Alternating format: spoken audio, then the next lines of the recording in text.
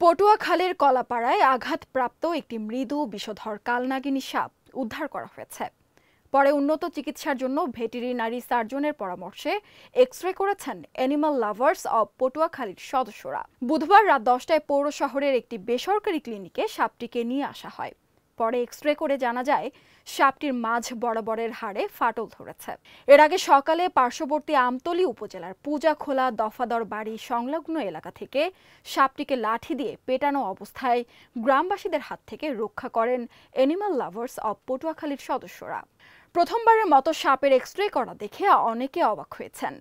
সেই সঙ্গে বন্যপ্রাণী রক্ষায় এই কাজকে সাধুবাদ জানিয়েছেন সচেতন মহল। সবুজ, লাল ও কালো রঙের ডোরাকাটা প্রাপ্তবয়স্ক সাপটির দৈর্ঘ্য প্রায় ৩ foot. Kalapara lab Asia diagnostic সেন্টারের এক্স-রে টেকনিশিয়ান সাইদ হোসেন বলেন, আমরা মূলত মানুষের এক্স-রে করে থাকি। এই প্রথম সাপের এক্স-রে করলাম। আশা করছি সাপটি সুস্থ হয়ে উঠবে। আরও সংবাদ পেতে চোখ রাখুন প্রতিদিনের বাংলাদেশের ওয়েবসাইট, ফেসবুক পেজ ও ইউটিউব চ্যানেলে। এতক্ষণ সঙ্গে থাকার জন্য ধন্যবাদ।